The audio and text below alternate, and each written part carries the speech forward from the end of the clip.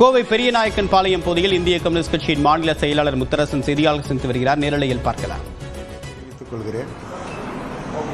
அவரது பிரிவால் வாடுகிற குடும்பத்தாருக்கு ஆழ்ந்த இரங்கலை தெரிவித்துக் கொள்கிறேன். இந்திய கம்யூனிஸ்ட் கட்சியினுடைய அகில இந்திய மாநில மாநாடுகள் நடக்க இருக்கின்றன. அதற்கு முன்னதாக மாவட்ட மாநாடுகள் அனைத்து மாவட்டங்களிலும் பெரும்பாலான மாவட்டங்கள் நடந்து முடிந்துவிட்டது. இன்றும் நாளையும் கோவை மாவட்டத்தினுடைய மாநாடு நடைபெற இருக்கிறது. இந்த மாநாட்டில் பங்கேற்பதற்காக மாநில குழுவின் சார்பில் மாநில துணைச் செயலாளர் முன்னாள் சட்டமன்ற உறுப்பினர் தோழர் பெரியசாமி, அதேபோல் மாநில செயற்குழு உறுப்பினர் தோழர் க. சந்தானம், மாநில பொருளாளர் முன்னாள் சட்டமன்ற உறுப்பினர் தோழர் ஆறுமுகம் உள்ளிட்ட நாங்கள் அனைவரும் வந்திருக்கிறோம். இதேபோல் மற்ற மாவட்ட மாநாடுகளும் இந்த மாத இறுதிக்குள்ளாக நடைபெற்று முடியும்.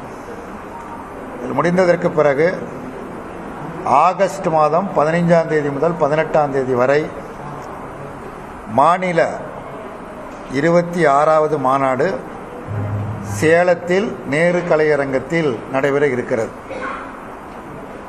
4 நாட்கள் நடைபெறக்கூடிய இந்த மாநாட்டில் சிறப்பு நிகழ்ச்சியாக மாநாட்டின் 2வது நாள் 16ஆம் தேதி வெல்க ஜனநாயகம் என்கிற தலைப்பில் மாண்புமிகு தமிழ்நாடு முதலமைச்சர் திரு மு க. ஸ்டாலின் அவர்களும் மற்ற எங்கள் அணியில் உள்ள தோழமை கட்சி தலைவர்கள் அத்தனை பேரும் அந்த மாநாட்டில் பங்கேற்று சிறப்பிக்க இருக்கிறார்கள்.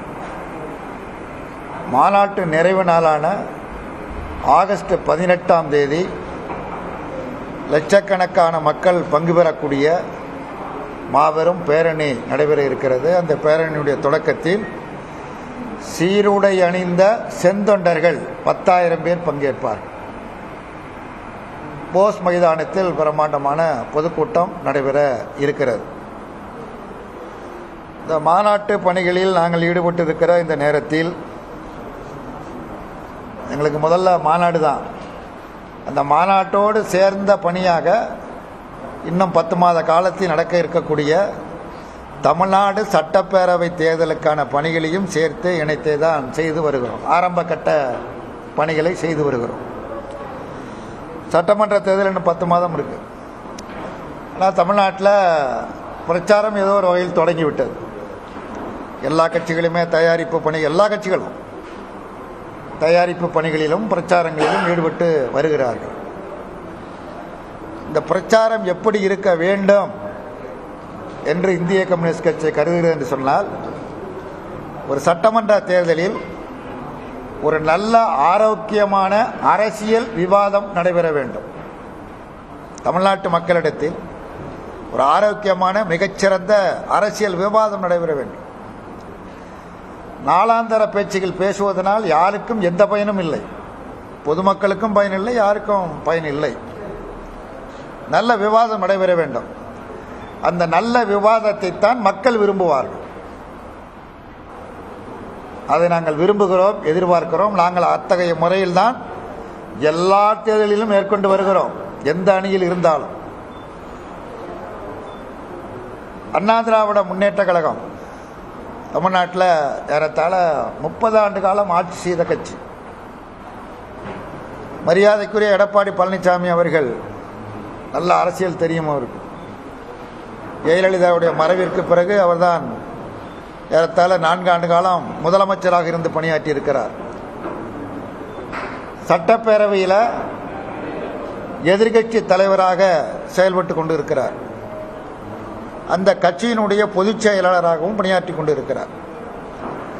ஆகவே அவரிடத்தில் இருந்து ஒரு முதிர்ச்சியான அரசியலை நாங்கள் எதிர்பார்ப்பது தவறு இல்லை என்று கருதுகிறோம். இத்தனை தகுதிகளும் இருக்கிற காரணத்தினால் ஒரு நல்ல முதிர்ச்சியான அரசியல் மேற்கொள்வார் என்று நாங்கள் எதிர்பார்க்கிறோம். அப்படி நாங்கள் எதிர்பார்ப்பது தவறு அல்ல என்று நாங்கள் கருதுகிறோம். அவர் கோவை மாவட்டம் மேட்டுப்பாளையத்தில்தான் இந்த மாதம் ஜூலை 7ஆம் தேதி தனது பிரச்சாரத்தை தொடங்கினார். அந்த பிரச்சாரத்தை அவர் தொடங்குகிற பொழுது இந்திய கம்யூனிஸ்ட் கட்சி இருக்கிற இடம் தெரியவில்லை, அது காணாமல் போய்விட்டது, கரைந்து போய்விட்டது, முகவரி இல்லாமல் போய்விட்டது என்று பேசினார். உங்கள் அத்தனை ஊடகங்களும் அதை ஒளிபரப்பின, செய்தித்தாள்கள் செய்திகளாக வெளியிட்டன. இது 7ஆம் தேதி, ஜூலை 7ஆம் தேதி. ஜூலை 16ஆம் தேதி சிதம்பரத்தில் பேசினார். கம்யூனிஸ்டுகளும் விடுதலை சிறுத்தைகளும் எங்கள் அணிக்கு வர வேண்டும், அப்படி வந்தால் நாங்கள் ரத்தன கம்பளம் விரித்து வரவேற்போம் என்று சொன்னார், அறிவித்தார், அழைப்பு கொடுத்தார். ஒரு கட்சிக்கு மற்றொரு கட்சி அழைப்பு கொடுப்பது ஒன்றும் தவறல்ல. ஆனால் எங்கே இருந்து கொண்டு அழைப்பு விடுப்பது, யாரோடு சேர்ந்து கொண்டு அழைப்பு விடுப்பது என்பதுதான் பிரச்சனை. அதைத்தான் பத்திரிகையாளர்கள் கேட்டார்கள். கேட்டபொழுது சொன்னேன், அது ரத்தன கம்பளம் அல்ல, இரத்த கரை படிந்த கம்பளம் அப்படின்னு நான் சொன்னேன். அதுக்கு பதில் சொன்னேன், அவர் சொன்னதுக்கு நான் பதில் சொன்னேன். இந்த அழைப்பை நாங்கள் முற்றாக நிராகரிக்கிறோம், இந்திய கம்யூனிஸ்ட் கட்சி நிராகரிக்கிறது அப்படின்னு சொன்னோம். நிராகரிப்பதற்கான காரணத்தை சொன்னோம். பாரதிய ஜனதா கட்சி ஒரு அரசியல் கட்சி, RSS ஆல் இயக்கப்படுகிற கட்சி. 2014 தொடர்ச்சியாக ஒன்றியத்தில் ஆட்சியில் இருக்கக்கூடிய கட்சி. அந்த கட்சி அதனுடைய ஆட்சியை பயன்படுத்தி நம்முடைய அரசியலமைப்பு சட்டத்தை நிராகரிக்கிறது. அரசியலமைப்பு சட்டத்தை நிராகரித்துவிட்டு மனு தர்ம சட்டத்தை அமல்படுத்துவதற்குரிய அனைத்து முயற்சிகளையும் மேற்கொள்கிறது. உலகத்திலேயே இருக்கக்கூடிய நாடுகளில் நம்முடைய நாடு மக்கள் தொகையில் பெரிய நாடு என்பது மட்டுமல்ல, மிகச்சிறந்த ஜனநாயக நாடு என்பது மட்டுமல்ல, மிக உன்னதமான கொள்கையை பின்பற்றி வருகிறது. இந்தியாவில் பல மதங்கள் இருக்கின்றன. இந்து மதம் மட்டுமல்ல, இந்து மதம், இஸ்லாம் மதம், கிறிஸ்தவ மதம், சீக்கிய மதம், பௌத்த மதம் என பல்வேறு மதங்கள் இருக்கின்றன. இத்தனை மதங்கள் இருந்த பொழுதும் மதச்சார்பற்ற நாடு என்கிற மகத்தான கொள்கையை, உயரிய கொள்கையை நாடு பின்பற்றி வருகிறது. இந்த மகத்தான மதச்சார்பின்மை என்கிற அந்த மகத்தான கொள்கைக்கு நாடு முதலில் கொடுத்த விலை என்பது மகாத்மா காந்தி, தேச பிதா என போற்றப்பட்ட மகாத்மா காந்தி சுட்டுக் கொல்லப்பட்டார். இந்த கொள்கையில் அவர் உறுதியாக இருந்த காரணத்தினால் அவர் சுட்டுக் கொல்லப்பட்டார். அப்படி தேசத்தின் தந்தையினுடைய உயிரை பலி கொடுத்து அந்த கொள்கையை காப்பாற்றி வருகிறோம். அந்த மதச்சார்பின்மை என்கிற அந்த மகத்தான கொள்கைக்கு இன்றைக்கு ஒன்றியத்தில் இருக்கிற ஆட்சி, RSS, பிஜேபி களங்கம் கற்பிக்கிறது. அந்த மதச்சார்பின்மை கொள்கையை கைவிடுவதற்கான எல்லா முயற்சிகளையும் மேற்கொள்கிறது. அண்மையில் செய்தி வந்தது, சிபிஎஸ்இ நடத்துகிற பள்ளிக்கூடம், மத்திய பாடத்திட்டம், 8ஆம் வகுப்பு பாடத்திட்டத்தில் முகலாய மன்னர்கள் அக்பர் காலங்களில் எத்தகைய இந்துக்களுக்கு எதிரான அட்டூழியங்கள் நடைபெற்றது என்று இப்பொழுது பாடத்தில் சேர்க்கிறார்கள். நோக்கம் என்ன? இளம் வயதிலேயே 8ஆம் வகுப்பு படிக்கிறக்கூடிய மாணவனுக்கு இஸ்லாமியர்கள் மீது, இஸ்லாமிய பெருமக்கள் மீது ஒரு வெறுப்பை உருவாக்க வேண்டும் என்கிற ஒரு தீய நோக்கத்தோடு பாடத்திட்டத்தில் சேர்க்கப்படுகிறது. அதே நேரத்தில் மாவீரன் பகவத் சிங், ராஜகுரு சுகதேவ் போன்ற இந்த நாட்டிற்காக உயிர் தியாகம் செய்த தியாகிகளுடைய பாடங்கள் நீக்கப்படுகிறது. இதுதான் பாஜக. இதை எடப்பாடி அவர்கள் ஆதரிக்கிறார்களா? தேர்தல் ஆணையம் அது இன்றைக்கு எப்படி அமைக்கப்பட்டிருக்கிறது? அது ஏற்கனவே எப்படி இருந்தது?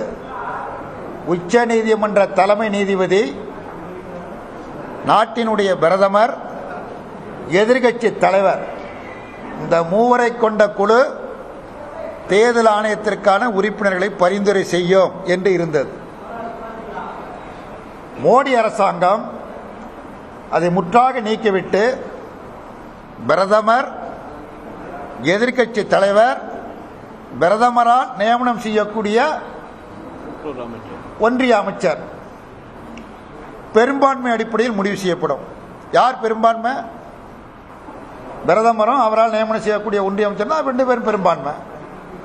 அப்படி என்றால் தேர்தல் ஆணையம் என்பது ஆட்சியாளர்களின் விருப்பத்தில் அமைக்கப்பட்ட அமைப்பு அல்ல. அரசியலமைப்பு சட்டம் தான் நாட்டை வழிநடத்துகிறது என்று பிரதமர் சொல்லுகிறார்.